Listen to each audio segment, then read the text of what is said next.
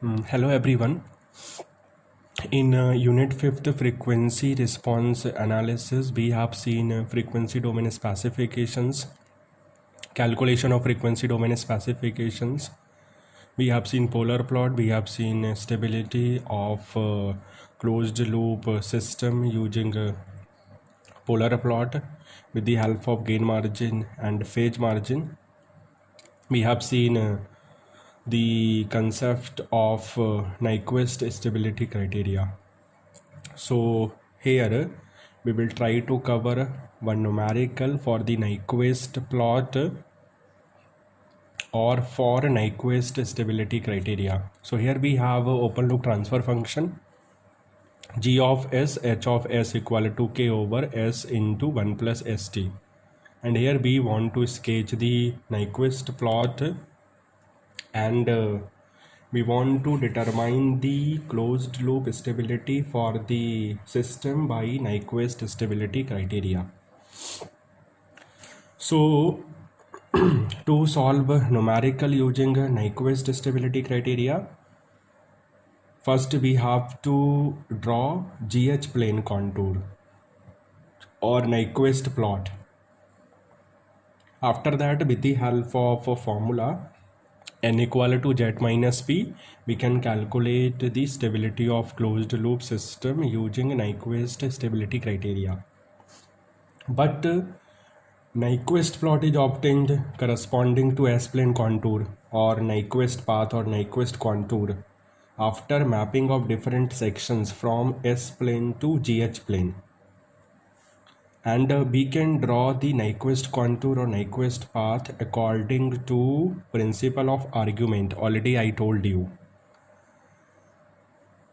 From principle of argument, Nyquist path should not pass through the singularity point of function f of s, or Nyquist path should not pass through poles at the origin or poles on the j omega axis of open loop transfer function. We can draw the Nyquist contour or Nyquist path according to principle of argument. And we know, according to principle of argument, Nyquist path or contour should not pass through the singularity point of function f of s, or should not pass through poles at the origin or poles on the j omega axis of open loop transfer function. Principle of argument already I told you in previous video class. So let us see how we can define the Nyquist contour for given open loop transfer function. We will choose Nyquist contour such as it encloses the entire right half of S-plane, or it encloses the entire right half side of the imaginary j omega axis in the S-plane, or you can say it encloses all the right half of S-plane poles and zeros of open loop transfer function except the singular point. But here we have a pole at the origin. So first we will draw the S-plane. Horizontal will define sigma, vertical will define j omega. Here we have one pole at the origin or at s equal to 0. Second pole we have at s equal to minus 1 by t. So we will choose Nyquist contour such that it encloses all the right half of S-plane poles of open loop transfer function except the singular point, or except the pole at the origin. So contour will bypass the pole at the origin or at s equal to 0. So we have Nyquist contour or Nyquist path like this. So this is my Nyquist contour. Suppose this section be C1. Let us consider this section be C2, similarly section C3, similarly section C4. Here we have minus j infinity, here we have j infinity, and here we have minus j0 minus, here we have plus j0 plus j0 plus. So here we are drawing one semicircle of infinite radius to cover the entire right half of S plane. But here we are also drawing a semicircle of radius suppose epsilon, as epsilon tends to 0, because we have one pole at the origin, so contour will bypass the pole at the origin because of principle of argument. So we have a small semicircle of radius epsilon around the pole towards the right half of S plane. So this is my Nyquist contour. This is my Nyquist contour, or you can say Nyquist path, or you can say Nyquist path.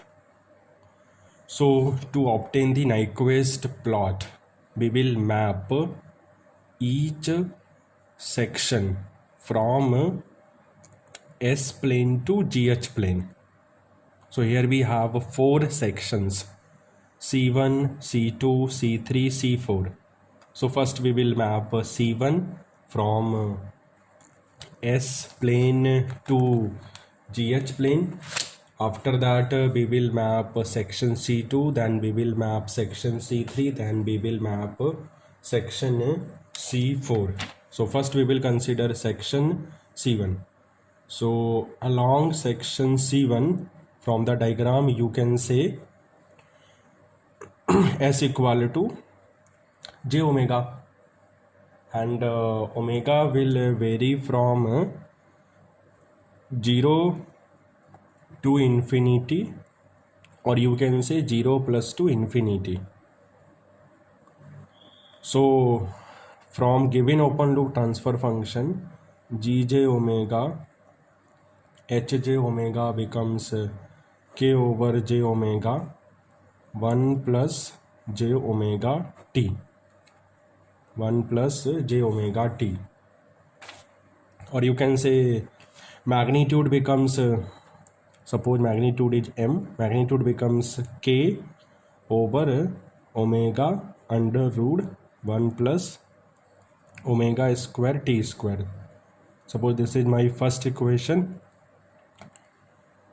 Similarly, phase angle we can calculate with the help of 0 minus 90 degree minus tan inverse omega t. This is my second equation.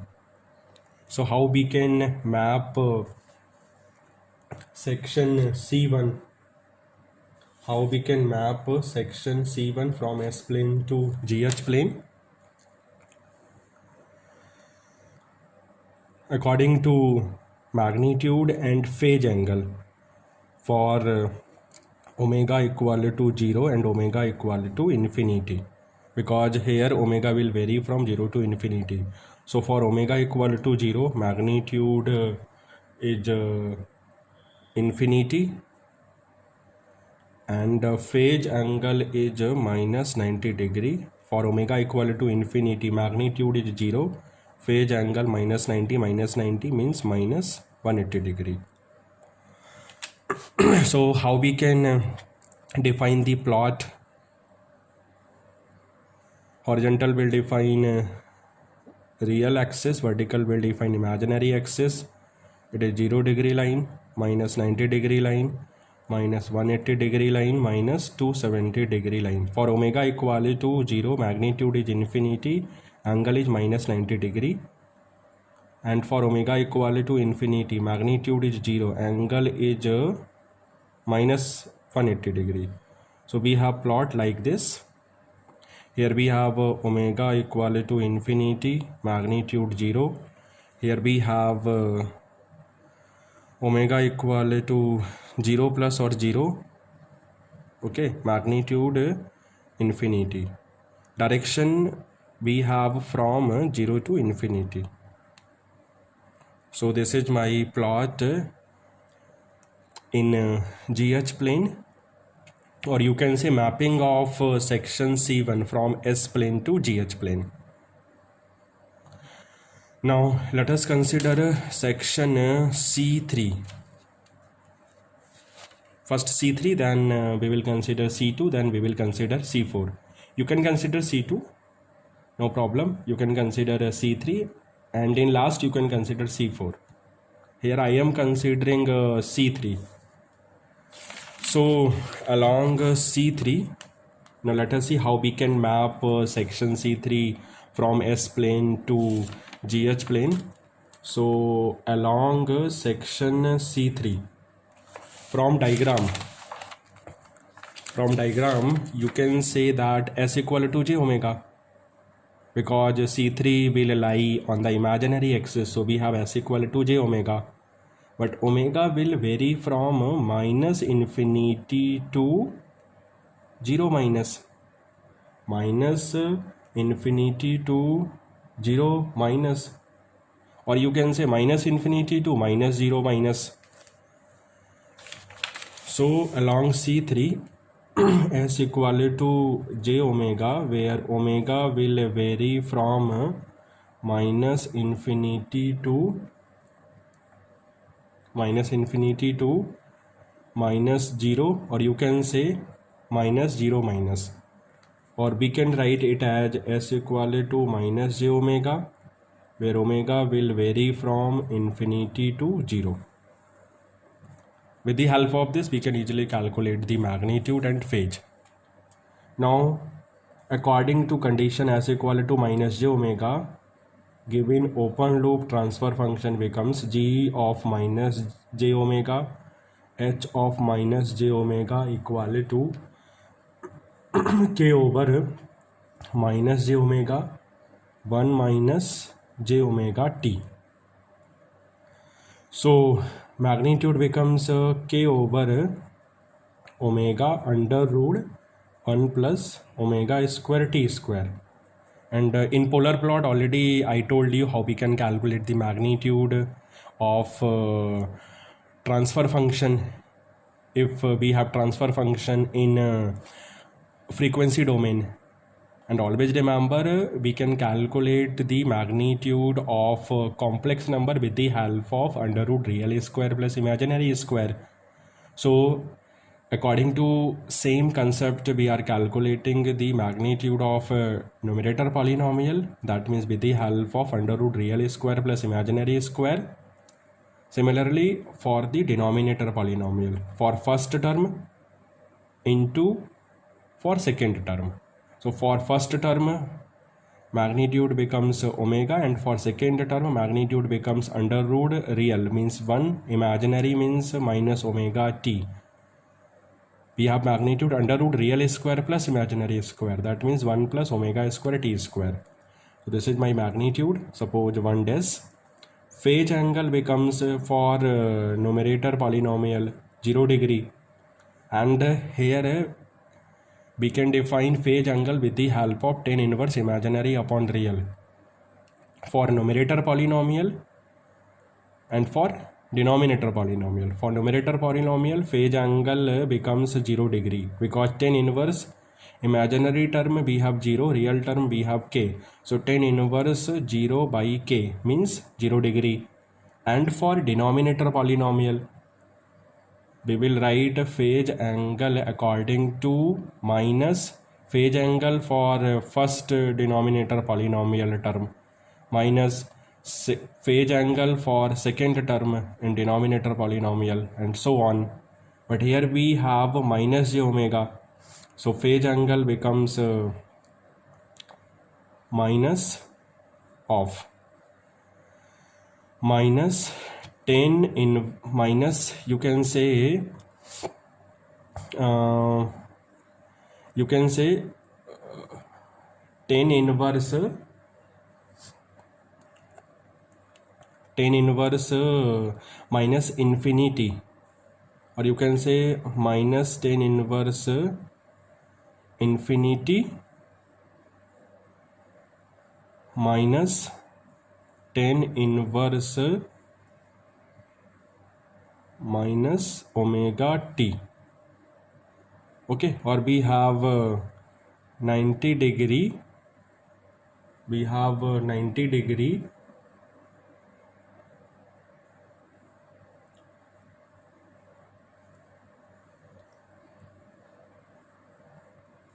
we have minus minus plus 90 degree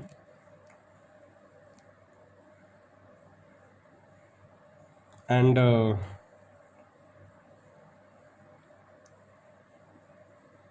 sorry, here we have a positive sign because already I am using a negative sign.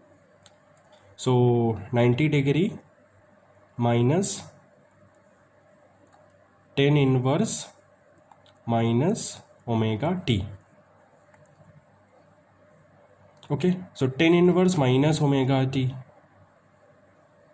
So here points will define in fourth quadrant. Points will define in fourth quadrant. Now let us see how it is possible. We have imaginary term minus omega t, minus omega t, and we have real term 1. So we have point in fourth quadrant.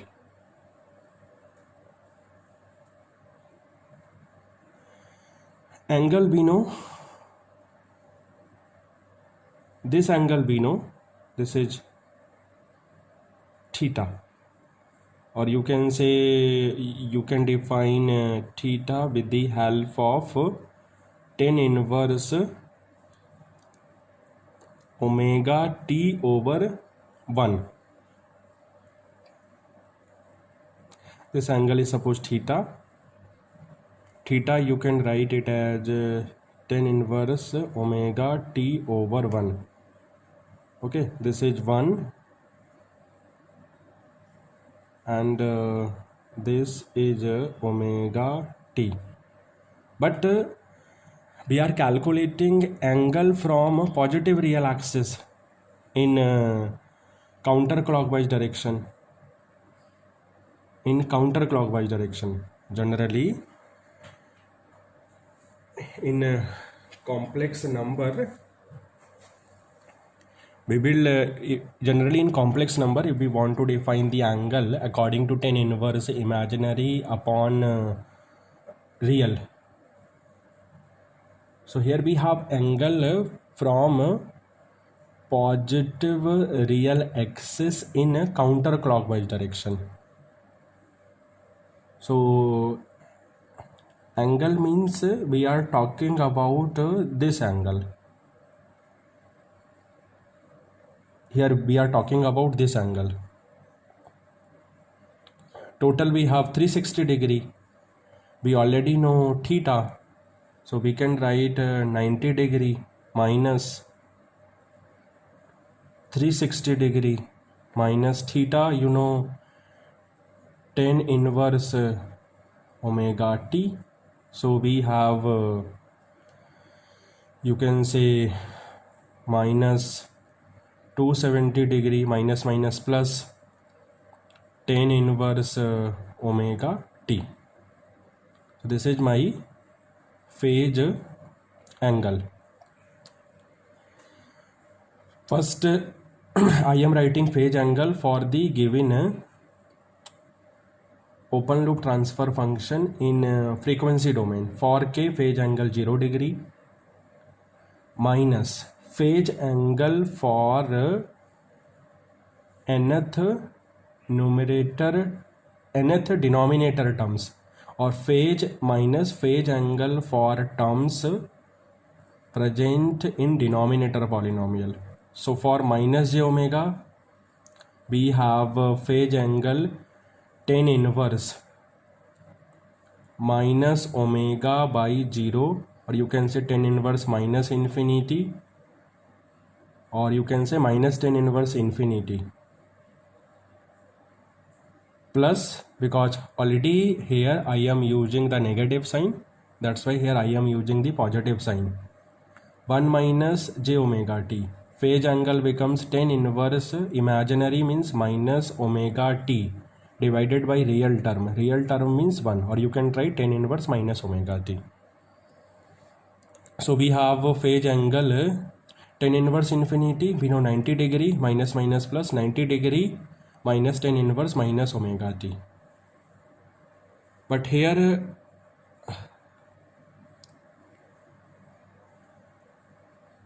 value of y and x corresponding to tan inverse minus omega t will lie in fourth quadrant, and according to tan inverse imaginary upon real, we will define phase angle from positive real axis in counter clockwise direction.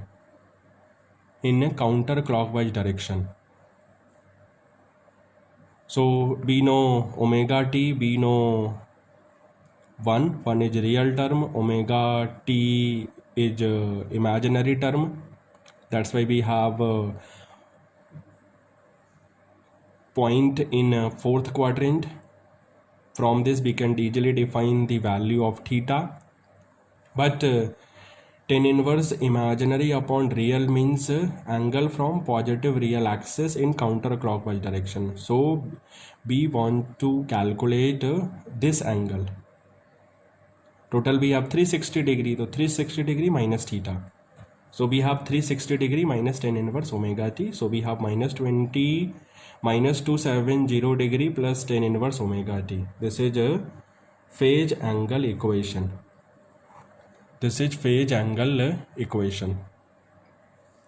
Now let us see how we can plot. So first we have omega equal to infinity, then we have omega equal to 0. For omega equal to infinity, magnitude is 0. Phase angle we have minus 270 plus 90 means minus 180 degree, and for omega equal to 0, magnitude is infinity, phase angle we have minus 270 degree. Now let us see how we can plot.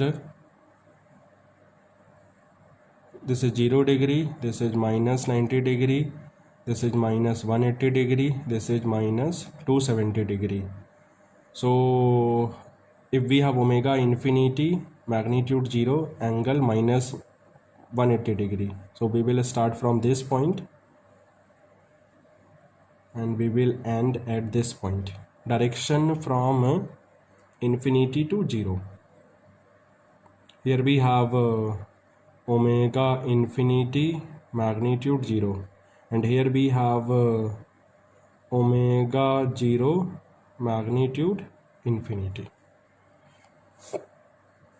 So this will define mapping of C3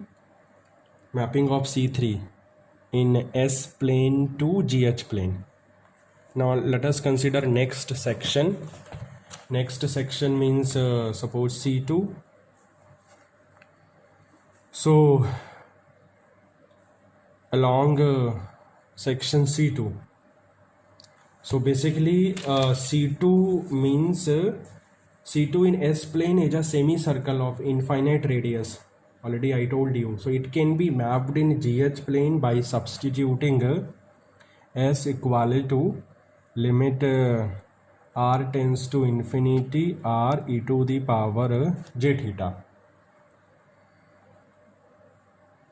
We can map semicircle in S plane of infinite radius to GH plane always with the help of S equal to limit r tends to infinity r e to the power j theta, and angle will vary from plus 90 to minus 90. Here we have plus 90, here we have minus 90, because this line will define 90-degree line and this line will define minus 90-degree line. So according to the direction, we can say angle or theta will vary from 90 degree to minus 90 degree. Okay, so according to S, we have GH r e to the power j theta equal to limit r tends to infinity k r e to the power j theta 1 plus r e to the power j theta t. We have this from transfer function. After putting s equal to r e to the power j theta as limit r tends to infinity. So we can neglect 1 as compared to this term, because we know r goes to infinity. So we have limit r tends to infinity k divided by r square t e to the power 2j theta. So k over r square t will define magnitude. 1 over e to the power 2j theta will responsible for phase angle, because in polar form we can define a complex quantity as r e to the power j theta.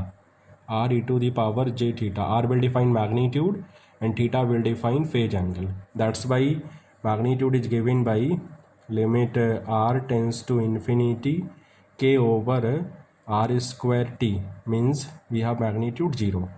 And phase angle we can determine with the help of 1 over e to the power 2j theta, or with the help of e to the power minus 2j theta. If we will compare e to the power minus 2j theta with e to the power j theta, we have a phase angle minus 2 theta, but theta will vary from 90 degree to minus 90 degree. So we have theta from minus 180 degree to plus 180 degree. If we will put theta 90 degree, we have minus 180 degree. If we will put theta minus 90 degree, we have angle plus 180 degree. So this is my magnitude equation, this is my phase equation. So we can say C2 in S plane is a semicircle of infinite radius.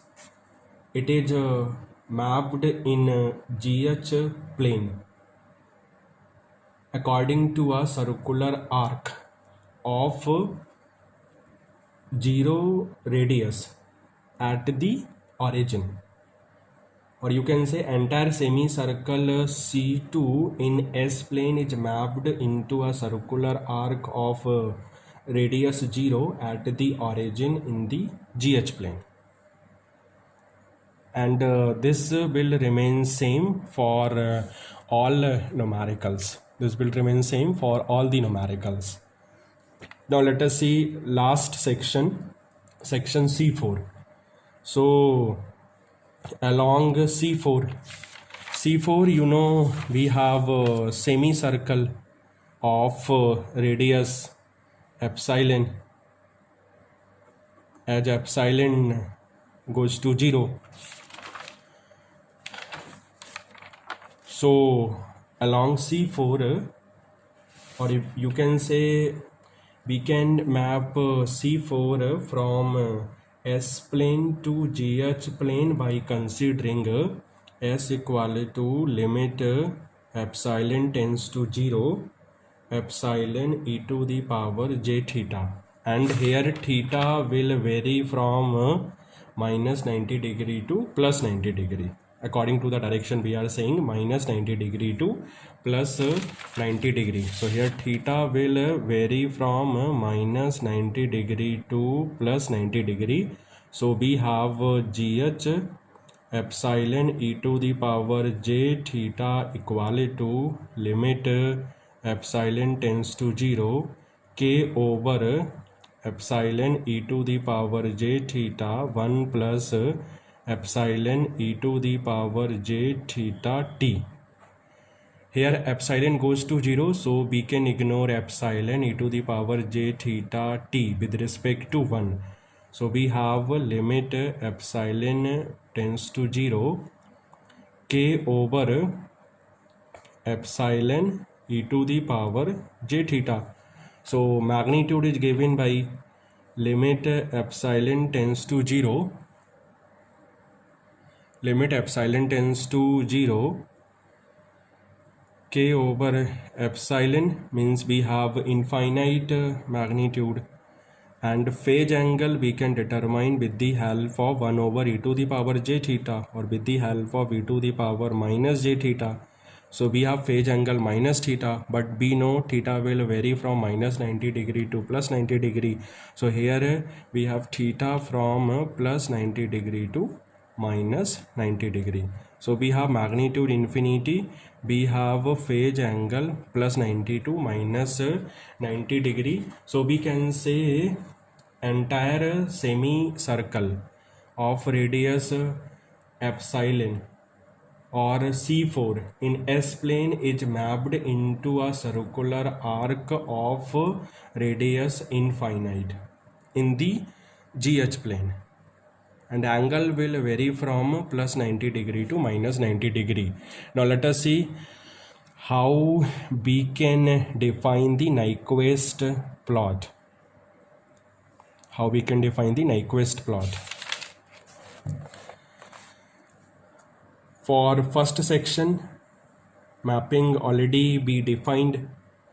For second section, that means for C3, mapping already be defined.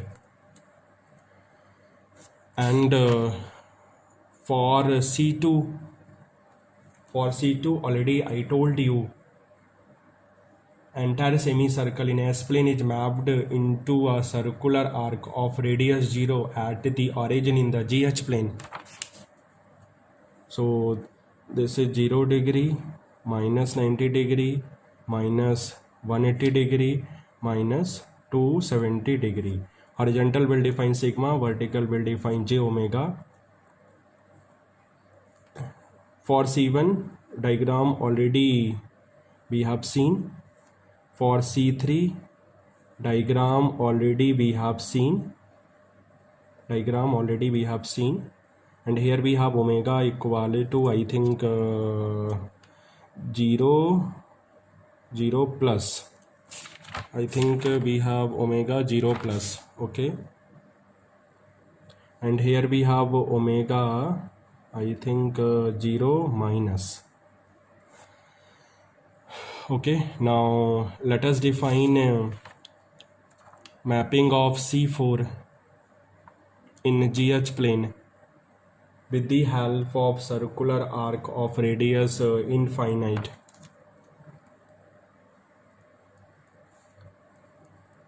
And phase angle from plus 90 to minus 90, plus 90 to minus 90.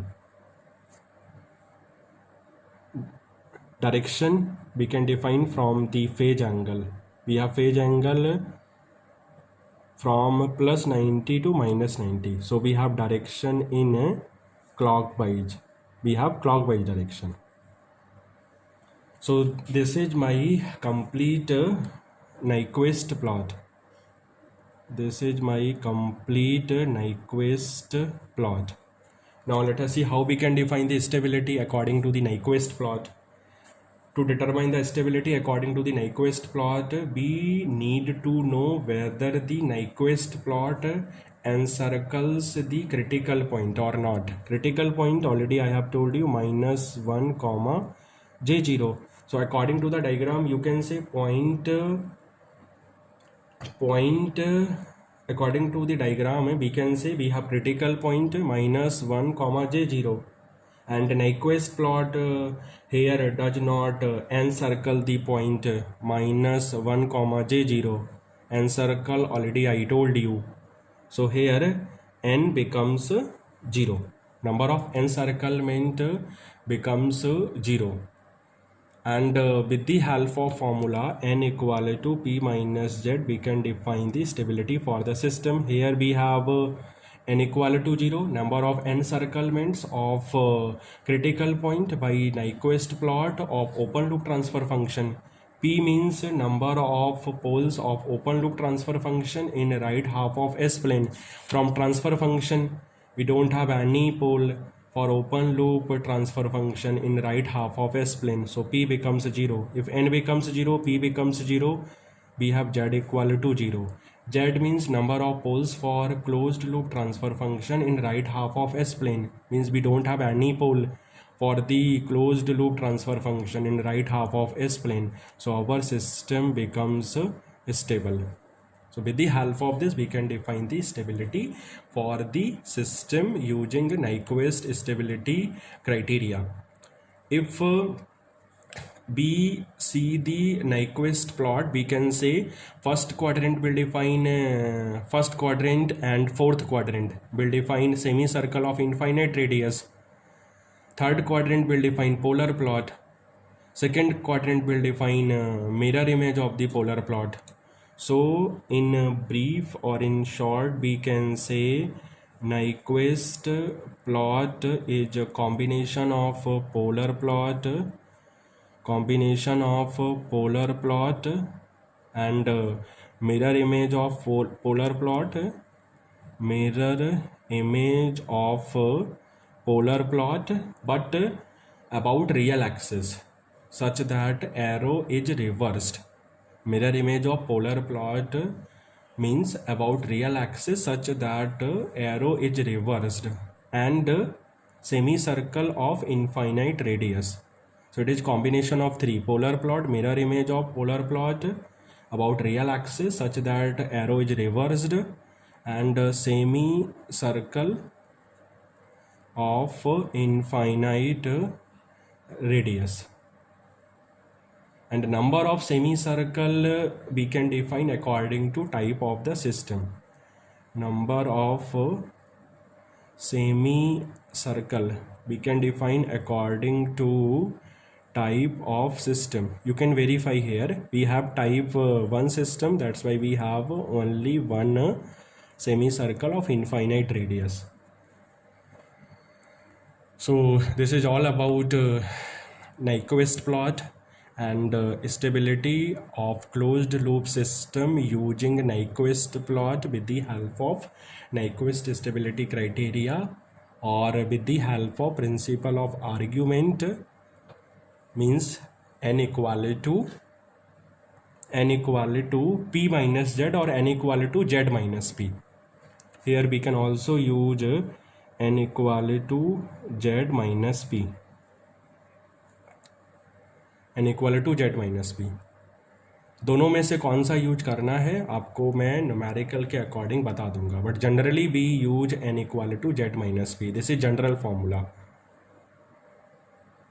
जब n की value कुछ आएगी उस case में आपको define करना पड़ेगा clockwise और एंटी क्लॉकवाइज के अकॉर्डिंग n कितना होगा.